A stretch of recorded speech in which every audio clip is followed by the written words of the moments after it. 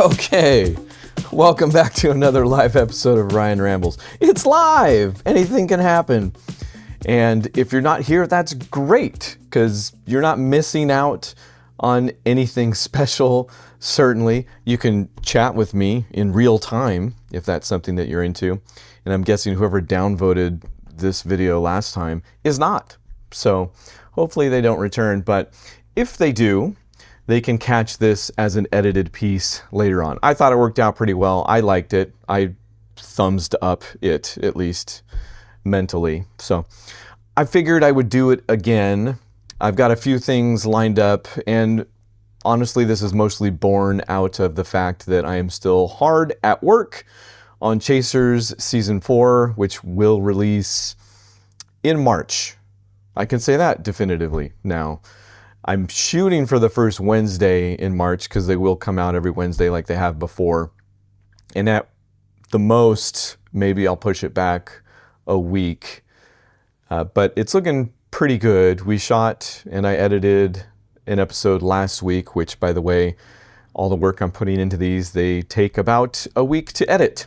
So again, that's why you're not seeing a whole lot of content on this channel on Ryan Runs Proper. Ryan Runs Prime, but soon enough those all will go live on the Chasers channel, and if you're tuned in enough to the little latest playlist here, I can include those there as well, even if they don't show up as videos as authored by this channel itself. Does that make sense? That's not confusing. I continue to have a lot of fun with those episodes. Again, very, very, very happy with where that series has gone, the new shape it has taken. And I think, not to toot anybody's horn, I will toot Evelyn's horn. She is just great on camera. There's no question. I have my days, but I think her and I are in rare form, more on our game than ever before. So really looking forward to those. Please check them out when they do launch. And if you have any issues, just go to the support page and open a ticket. Anywho, I didn't want to waste this time, believe it or not. So I thought I would also use it as a chance to kind of update what's going on around here. First up, before we completely leave the subject of Chasers, and for those of you that are just extremely brand new, Chasers is the series that I do with my daughter where we just open up a bunch of cards from the 90s, a bunch of comic book cards. We might stray from that at some point. I've got 2 boxes of Star Trek cards, so I don't know. I try to make it something of a multimedia experience now at this point. So if Evelyn and I are doing DC cards like we are this year, I'm turning it into our year of DC. So we are watching a lot of DC movies. I don't know that she's reading a lot of DC comics, but I've dived back in somewhat. And in doing so, found this site. There you go. Thanks to cosmicteams.com, which you're going to know where that title comes from by the time I'm done with this. They have done just a brilliant little run through. It sounds like they are a collector also, but they have information that I didn't see in a lot of other places, including like they got an inter-office communication here, but they've got all these like kind of proto trading cards, tattoo bubblegum. The thing with comic book cards before the 60s, I'm going to say, trading cards themselves come from the confectionery businesses. They started packing these things in with like cigarettes and candy and stuff like that. They didn't really start to be collectible. Even comic books themselves, I know it's weird to think about it this way, weren't like collectibles. They were confections in their own right, I guess you could say, but much more disposable. And the cards went that same route. Like a lot of them, I mean, here he's including tattoos and stuff like that. Some of the cards came with like parts where you could draw on them. So literally meant to be like used and discarded. And for that reason, they weren't collected a lot of the times and just aren't very accessible or available or existent in some instances. So here's just straight up some Bazooka Joe ripoffs, it seems, that DC put out, bubblegums with these little wrappers and stuff. So I was going down this just wonderful little rabbit hole of a site and got to both the cards that we're doing over there on Chasers Season 4 with the DC Cosmic cards. Discovered that they made a sequel to the series. In fact, the only sequel to the series, if you could even call it that. They didn't really use the same name. They named it Cosmic Teams. So you kind of wouldn't have had an idea that it was a sequel if you weren't paying attention, I guess. And I wasn't, because I didn't know these existed at all. But like anything comic book related in the 90s, they made way too many of them. And they are out there for sale. You can find yourself a pack of these DC Cosmic Teams cards for a cool $47 if you're into it, which might seem like a lot of money, but they're not that popular, really. And the market has settled a little bit since COVID, which I get into this a little bit in the first season of Chasers and then towards the end on that last episode, because those, I think, only 6 episodes span 2-3 years. I don't know. What's time anymore? Also, COVID was in the middle of that, so really, who knows? But I got that box and kept on going down this website and saw a few things caught my eye. I'm not going to say, because again, especially when it comes to DC, I have no idea about these because I was mostly a Marvel kid. The series itself has also mostly featured Marvel cards. So it was fun to branch out into DC land and have been thoroughly enjoying some of those, if not all of those characters. Even the known quantities like Superman, Wonder Woman, the Trinity, whatever. They did this cool thing where they did Golden, Silver, and Modern Age, which modern for 1991 or 2 at the time. But it's a really cool, sometimes they went back and got the artists from the Golden and Silver Ages to do the art for the cards. So very, very cool, but very much a product of kind of what Impel and then Skybox brought to the scene. I found this DC Master Series that caught my eye. It seemed like they were trying to do the Marvel Masterpieces, but possibly didn't succeed. He showcases these cards especially because he says they look pretty good, and I will agree. But the more I read about the series, also if you got a box, it was like it wouldn't complete the set, and you would get like triples of a bunch of cards, which is ridiculous for a 90-card set where you're getting 6 cards per pack in a box of, I forget what it was, but it's not a lot. So that seemed stupid. So I quickly gave up the idea of getting that. I may go back someday and get these guys. The Skybox DC Villains Dark Judgment. There's some Sienkiewicz art in there that looked pretty cool. So, and they did these kind of combined, the 9-page conjoined. No, that can't be. Probably shouldn't. It's a set of contiguous cards that form one singular piece of art. So I might go back. Like I have that page bookmarked on eBay because again, there's boxes out there you can buy very, very easily. This is all headed towards something, I promise, what could possibly end up being my favorite cards of all time in the Skybox Kingdom Come Extra series of cards here. So this is in 97 too, so it's really when like the very, very beginnings of how that hobby was changing. But, and more importantly, if you, like me, are a fan of Kingdom Come, there you go. That's the, I think, cover of the trade, so maybe the cover of the first issue as well.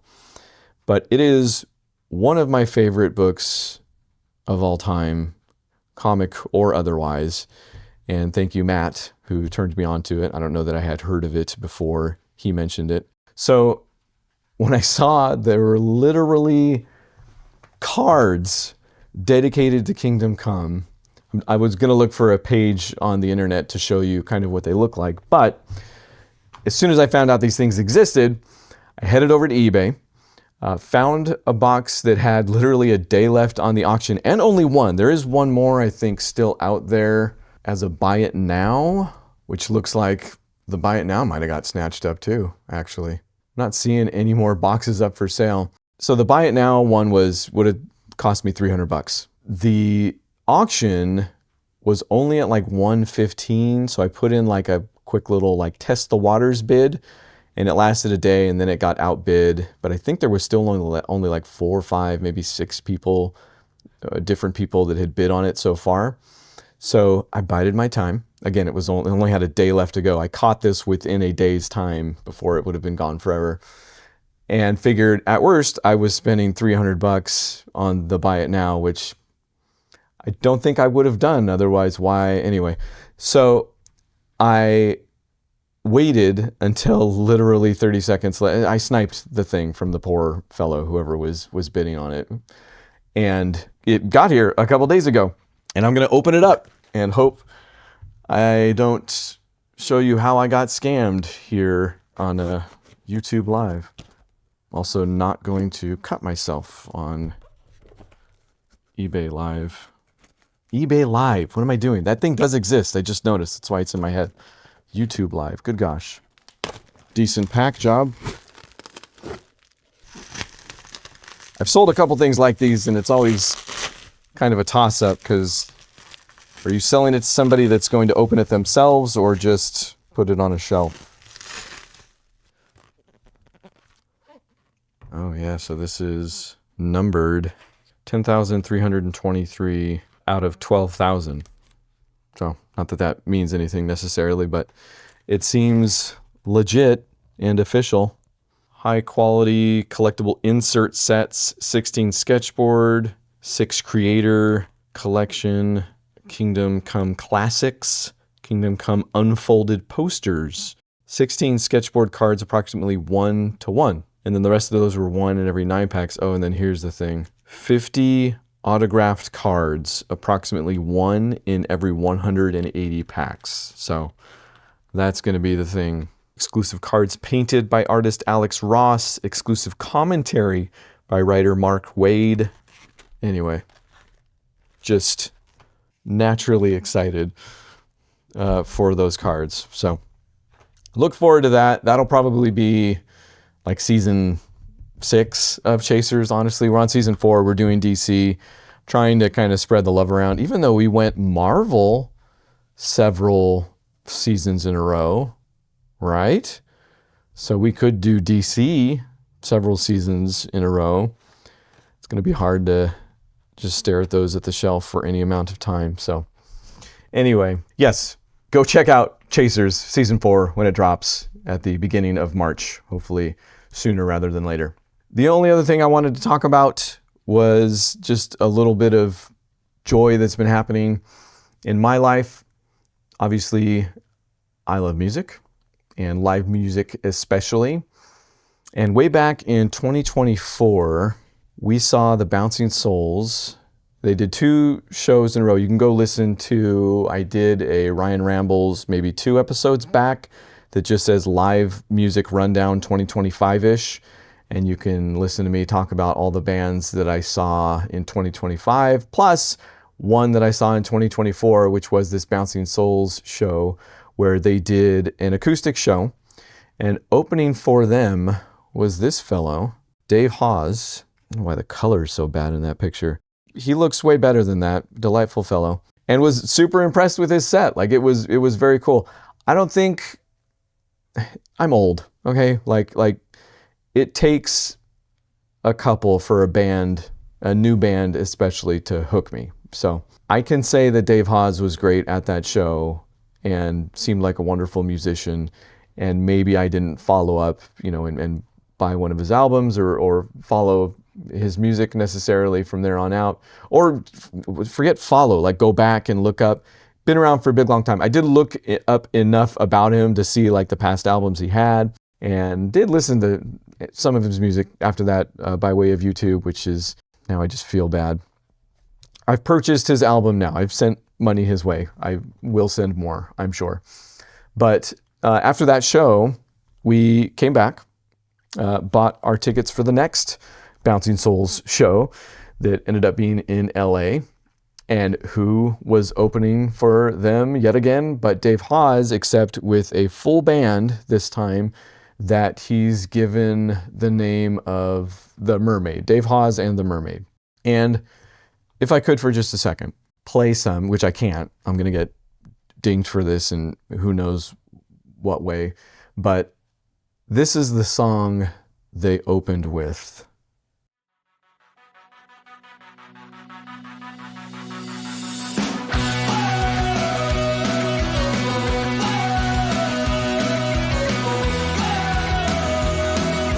Just a great song, fantastic energy. Like that room exploded. First tattoo, way out of line. Crooked, we were wild, we would lose.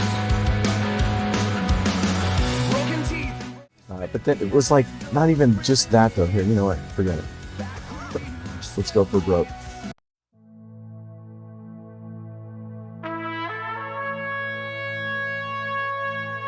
I want to say this was second or third on the set list.